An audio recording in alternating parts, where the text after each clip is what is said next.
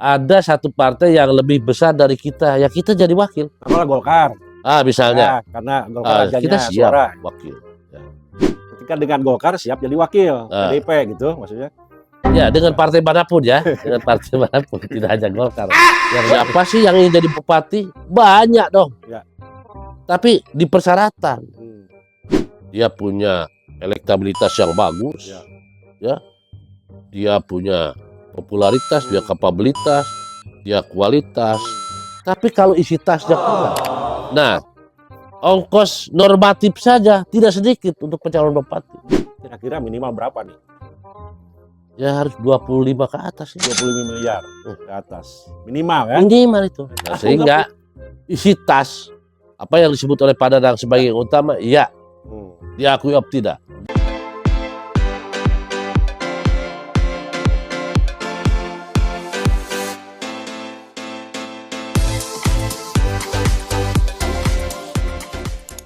Desa Metro Buana dimanapun Anda berada, kita bertemu kembali di segmen podcast Siap. Oke. Saya Dadang Metro akan membahas informasi yang datang dari pusat dan dari rakyat. Kali ini bersama narasumber Ketua DPC PDI Perjuangan Kabupaten Subang, Kang Maman Yudia. Selamat malam. Selamat malam. Gimana kabar? Baik ya selalu? Alhamdulillah sehat walafiat ya. Sebelum beberapa bulan kemarin baru disibukkan saja pulang ya dari mudik. Beberapa bulan terlihat lelah ini sudah melaksanakan pertarungan di pemilu pileg dan pilpres ya, dan mungkin sesuai dengan hasil raihan suara prestasi nih Pak Ketua, bahwa ada penurunan suara nih ya di Subang dari 10 menjadi 9. Apa sih yang menjadi latar belakangnya sehingga turun di PDIP dari 10 ke 9? Ya, jadi pada pemilu tahun 2024, terus terang saja saya selaku Ketua DPC Partai agak sedikit kecewa ya dengan tidak berhasil secara maksimal sesuai yang menjadi target kita. Tetapi apa boleh buat. Jadi kondisi sekarang memang saya boleh berani menyebutkan bahwa pemilihan sekarang pemilihan yang terbarbar lah. Artinya banyak hal yang mesti diantisipasi di luar dugaan oleh kita. Nah, sehingga hasilnya berkurang 1 dari perolehan suara tahun sebelumnya, sehingga mau tidak mau kita sekarang menjadi juara kedua lah di Subang. DPRD Kabupaten Subang. Ini barbar ini dalam tanda petik apakah terkait dengan terang-terangannya ini masyarakat kita itu sudah budaya transaksional? Ya. Atau seperti apa ini barbar ini? Betul Pak Dadang. Saya juga tidak menyangka sedrastis ini ya.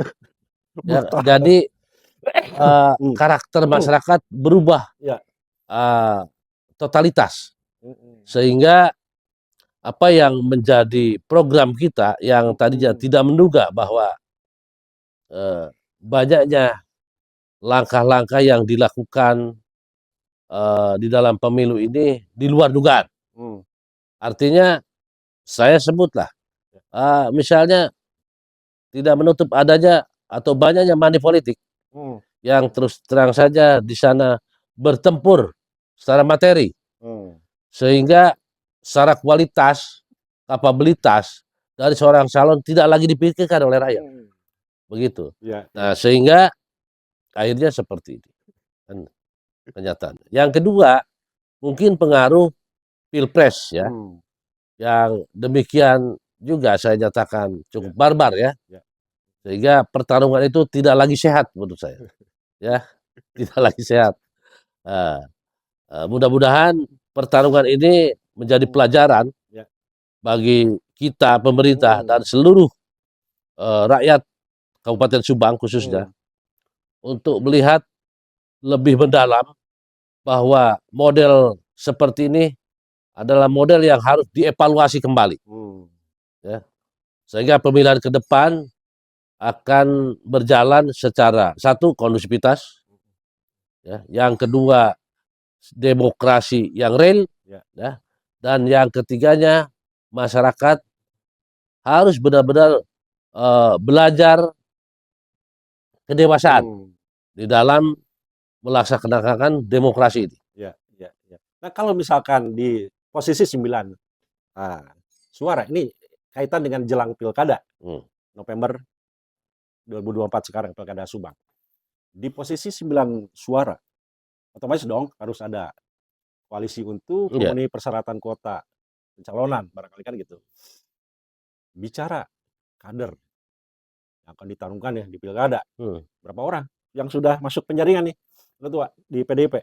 Ya, jadi sejak digulirkannya instruksi 6027 Dewan Pimpinan Pusat Partai, satu hari kemudian, tepatnya tanggal 19 kalau tidak salah, kami telah menggulirkan pengumuman secara formal, baik lewat struktur masyarakat maupun lembaga-lembaga lainnya, bahwa PDI Perjuangan siap menerima dari berbagai unsur lapisan masyarakat, baik itu internal, eksternal, bahkan jika perlu mungkin ada birokrat ya, yang dapat mendaftar untuk bisa menjadi calon kada, ya. kada dan wakada, ya. kepala daerah dan wakil kepala daerah, dalam ini bupati dan wakil bupati. Jadi sudah gulirkan.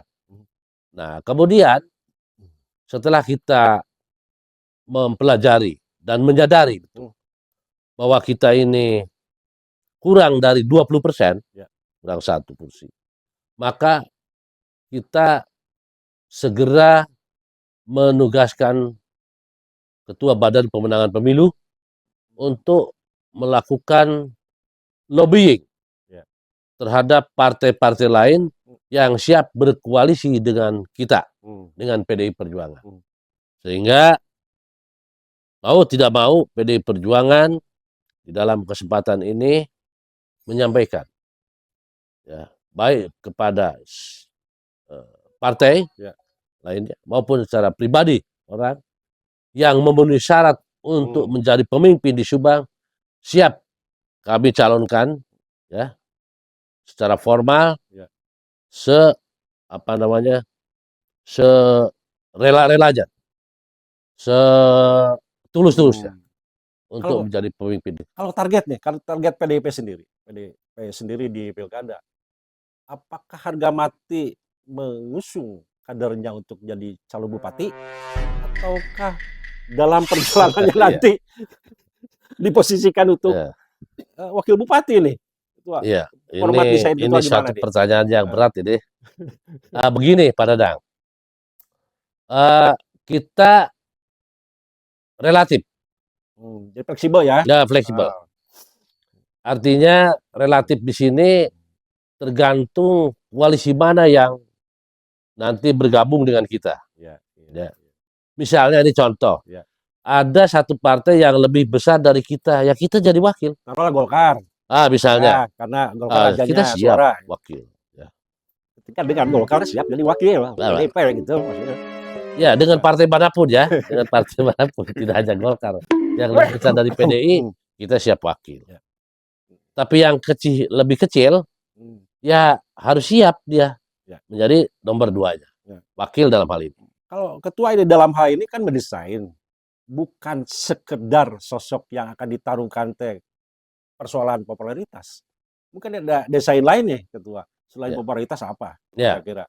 Jadi sebenarnya popularitas itu Pak Dadang, ini asas yang harus dikesampingkan dulu dalam persyaratan. Jadi justru mempopulerkan itu nanti tim.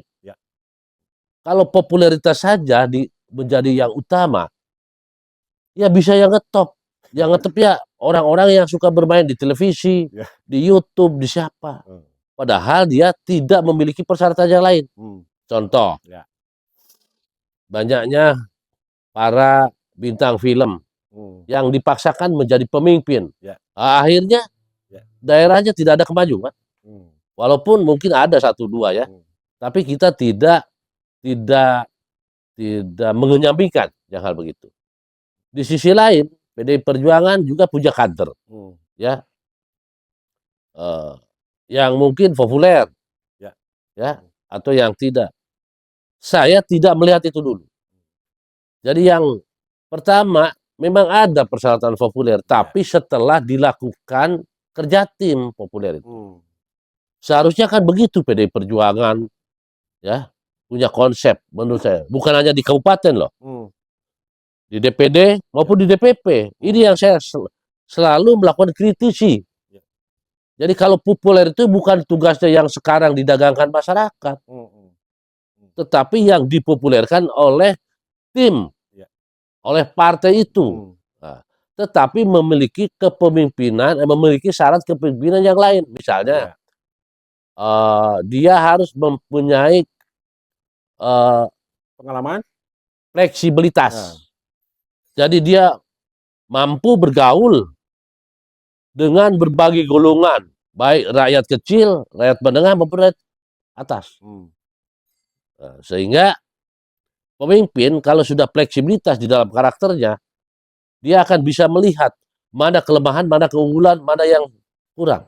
Bisa membaca lah. Bisa membaca. Yang selanjutnya harus kapabilitas, capable. Capable ini orang masih sebagian besar, apa itu capable, Pak Maman? Kapabilitas itu ialah orang yang mampu menggali potensi yang ada di daerahnya. Itu namanya kapabilitas. Ya, punya naluri skill untuk menggali potensi. Digali, ada Subang apa nih potensinya nih? Ya, misalnya wisatanya seperti apa, pertaniannya seperti apa, ada potensi-potensi nggak tuh? Digali dan dikembangkan. Itulah orang capable. Terus yang selanjutnya, ya kualitas secara pribadi. Jangan sedikit-sedikit mengeluh sama pendampingnya nanti pemimpin. Leadernya tuh di sini aja tuh kurang. Sehingga inovasi yang dia lakukan itu hanya bersifat informasi dari orang. Dan yang terakhir, dia harus memiliki kemampuan isi tas.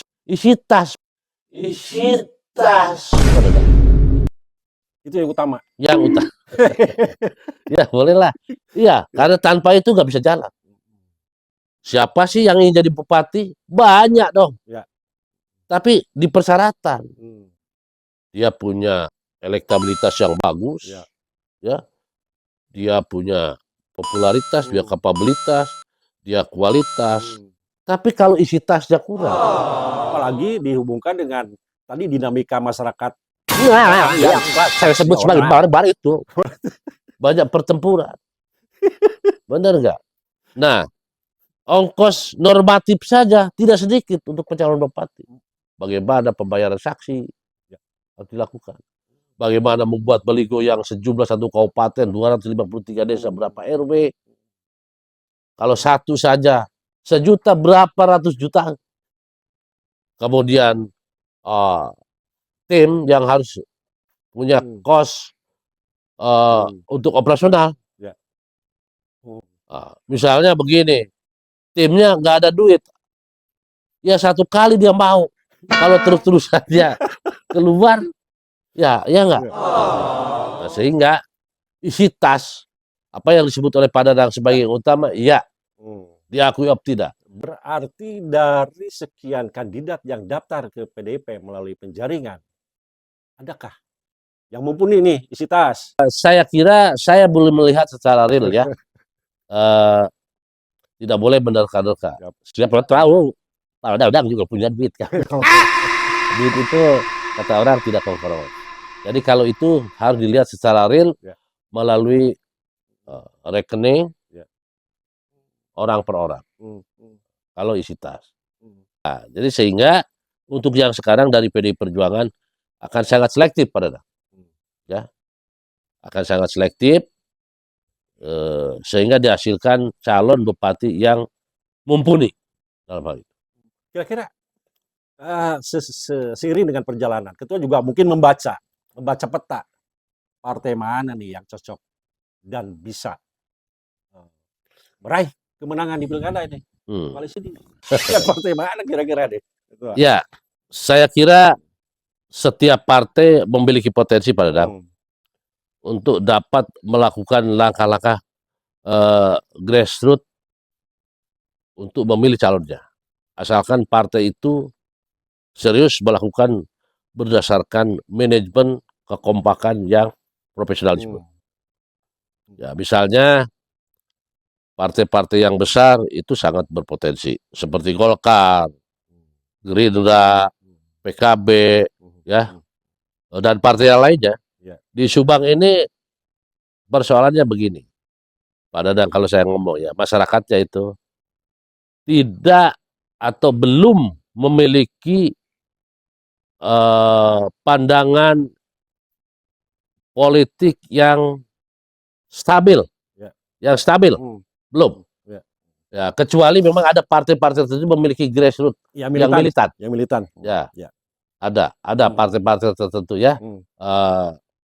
Pak Dadang dan masyarakat lainnya paham itu. Ya, mungkin kalau membaca kemarin pengalaman bahwa militansi ini akan sudah bergeser ke persoalan transaksional.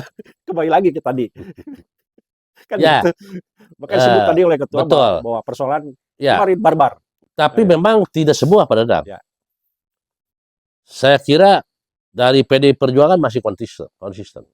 Jadi setiap pemilihan bupati itu kita tidak pernah berkurang dari 160.000 pemilih. Ya, itu artinya saya amati di grafik suara terus dilakukan oleh saya. Dan perubahan itu bergeser paling sedikit itu 138 tahun berapa itu. Nah, kemarin sudah 160 lagi. Jadi itu. Demikian juga di partai lain. Partai tertentu maksudnya ya. Saya tidak mau menyebutkan ya. Ada partai yang stabil. Nah, sehingga barbar ini dilakukan oleh rakyat atau masyarakat yang oportunis mungkin ya. Yang tidak memiliki kepancegan.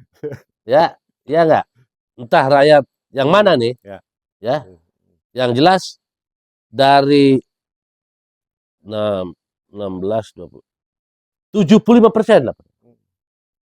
Yang barbar itu, ya. Tapi mungkin kan ketika pengalaman kemarin dinamika masyarakat kemarin di Pilpres dan Pileg, ya, brutal. Ada yang bilang brutal ini, ada yang bilang barbar. Benar-benar ini perang. Perang money politik lah. Money politik terus apa sih namanya? Ini teh minyak segala macam itu. Nah itu akan dijadikan desain untuk kemenangan di pilkadanya. Ya, Pak Dadang. Artinya jadi kalau Pak Dadang tadi menyebutkan brutal atau barbar, ya dua-dua aja lah. Ya brutal ya barbar. Ya, gitu. Saya kira kalau kita memiliki konsep ke sana, dari pilihan strategi politik 100%, 25% ada di pandangan itu. 25% ya. Kalau 50% juga enggak. Dan untuk Kabupaten Subang barangkali nih ya, dengan pemilihan bupati yang lebih jelas,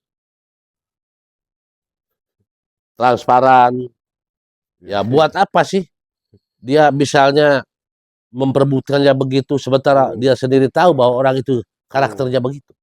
Maksud saya itu. Nah sehingga di pemilihan kabupaten itu saya yakin agak berkurang ya begitu. Bahkan kalau bisa hilangkanlah yang sudah kemarin itulah. Yang betul. Yang membingungkan itu. Kira-kira sudah punya hitungan kalkulator mungkin bahwa berapa sih yang harus dimiliki kepemilikan keuangan dari seorang calon bupati nih, minimal berapa, harus punya berapa? Tadi kan disebutkan harus bayar saksi, alat peraga kampanye Mm-mm. dan sebagainya, kira-kira minimal berapa nih? Ya harus 25 ke atas ya. 25 miliar ke atas. Minimal ya? Minimal itu. Saya berharap kepada calon juga introspeksi. Oh, ya. Dan saat penjaringan pun kemarin ada beberapa orang yang mumpuni untuk hal itu ya. Ada kan? Iya, iya. Ada ya. Ya. Walaupun tanpa menyebut siapa. Ya. Ada. Artinya PDIP sudah ready nih ketika nanti dalam persoalan-persoalan persyaratan dari mulai popularitas, kapabilitas dan sebagainya, termasuk isi tas yang mumpuni ada dalam beberapa orang yang sudah mendaftar ke PDIP. Barangkali gitu ya. Ya. Nah, jadi begini Pak Dadang. Saya kalau tahu real secara langsung belum, tapi dalam perkiraan, dalam hipotesa saya, ada lah, mungkin ada ya. Ada. Ya, kalau orang-orang tersebut di antara sekian itu ada yang sudah memiliki persyaratan minimal, terutama tadi persyaratan nomor 5-nya ya. Ada nggak sampai sekarang nih partai-partai yang melakukan komunikasi dengan PDIP untuk berkoalisi? Oh, ada. Sudah tepatnya ya? Sudah 2 orang ya. Saya tidak mau sebutkan namanya. Ya, saya tanyakan bagaimana sih Pak Maman untuk bisa dicalonkan di PDIP. Saya sebutkan syarat. Popularitas, elektabilitas, kapabilitas, kualitas, bahkan integritas, dan yang keenamnya duititas. Kalau itu di persyaratan dipenuhi, kenapa tidak? Jadi PDIP tidak akan mengada-ngada. Ya, siapapun. Pak Dadang silakan masuk. Sebab nanti ada penilaian tersendiri yang dilakukan oleh DPP partai. Ya, fit and proper test mungkin ya. Nah, termasuk salah satunya ya, betul. Itu. Nah, kemudian kalau misalkan di beberapa pekan setelah penjaringan muncul beberapa orang, itu kan direkom ke DPP mungkin ya. Dewan Pimpinan Pusat. DPP yang akan merekom itu. Merekom. Atas dasar usulan dari DPC partai. Oh, atas dasar usulan. Atas dasar usulan. Nah, beberapa di luar PDIP sudah ada yang dilirikkah untuk nanti dipaslonkan dengan PDIP? Yang dari eksternal yang baru menghubungi kita pada itu 2 orang ya. Untuk selanjutnya, kalau itu serius, bisa saja saya harus memilih di antara 1 di antara 2 itu. Tapi kalau yang mutlak dari kader harus ada 1. Jadi ada tidak bisa meninggalkan kader saya. Unsur pemerintah nggak yang menghubungi? Ataupun sepensiunan pejabat Pemda Subang? Dua-duanya pengusaha. Dua-duanya pengusaha. Di pemerintahan nggak ada? Belum ada. Tapi diharapkan ada. Diharapkan ada. Karena untuk backup. Iya. Pengalaman di pemerintahan mungkin ya. Backup. Yang kedua, pemerintah yang apalagi yang sudah pensiun itu memiliki pengalaman kan. Tapi sampai hari ini belum ada yang menghubungi saya langsung. Kecuali kepada Saudara Japet mungkin sebagai Ketua Badan Pemenangan Pemilu ya. Saya belum tahu. Sehingga kesimpulannya peta politik yang akan disajikan oleh kita, pertama bahwa PDI Perjuangan akan berkoalisi. Berkoalisi. Jika perlu koalisi besar. Ya. Yang kedua, orang-orangnya adalah orang-orang yang lolos di dalam pemilihan 6 syarat tadi. Ya. Terutama satu ditegaskan bahwa harus mempunyai isi tas. Oke. Iya, kita nggak munafik kok ya. Iya. Dan yang terakhir, PDI Perjuangan sampai hari ini masih tetap melakukan menerima semua calon-calon yang akan mendaftar ke PDI Perjuangan. Dan mungkin secara internal partai bahwa Pilkada Subang PDIP sudah merencanakan dari awal harus merebut kejayaan kembali dalam hal di pilkada ya, Mhm, di Pilkada Subang. mhm. Iya, jadi partai mana sih yang tidak mau, apalagi PDIP ya, eee, kekuasaan itu yang dari zaman reformasi ke Nah, sini kan, ya, tidak pernah lepas, jangan sampai lepas lah. ya. Sampai Eee sejauh mana rasa optimisme ketua ini untuk merebut pilkada ini? Kalau Bersiapa dan optimisme sebagainya. pastilah kita punya Ya, optimisme. Optimisme itu hadir dalam pertama, ya. ya dan saya akui, Hmm. 9 ini hebat, masih hebat PDI yang Ya. sedang kepung, kepung baku buaya manggap, gitu kan. Kalau bisa memati kan, kalau bisa memati kan. Kalau cuman dikepung mulang hiji mah mending lah ya. Ya. Benar tuh. Yang kedua, kenapa PDIP kalah? Yaitu dengan keadaan yang barbar dan tadi Ya. Cek Padadang apa tuh? Brutal. Brutal. Ya. Nah, dan yang ketiga, masih optimis saya memiliki kader yang militan, pejuang, dan tidak kenal lelah. Nah, itu yang. Dan yang terakhir, mudah-mudahan optimisme ini didukung oleh para calon yang mumpuni Ya. dari Terutama seluruh persyaratan ya. Dari nomor 1 tadi, dari mulai popularitas elektabilitas sampai ke isi tas, kata Pak Japet itu, ya saya optimis oke, bahwa PD Perjuangan akan jaya. Ya, yang terakhir, ya, ketua, ya, closing statement lah, ya, ya, jelang pilkada ini, masyarakat terutama dan ke kader, ya, apa yang perlu disampaikan? ya. Yang pertama, tentu saya sampaikan kepada seluruh kader ya, dari tingkat DPC, PAC, ranting dan anak ranting seluruh Kabupaten Subang dari PD Perjuangan. Saya berharap semangat dan optimisme saudara-saudara sekalian masih tetap tidak akan pernah luntur. Ya. Sekali merdeka, tetap merdeka. Yang kedua, kepada masyarakat, ya, bahwa bacalah sejarah yang baik. Bahwa adanya demokrasi ini tentu hasil para pejuang demokrasi. Orang banyak ingin menghilangkan PDI. Ya, sebenarnya sebagai plesetan dari ingin menghilangkan demokrasi.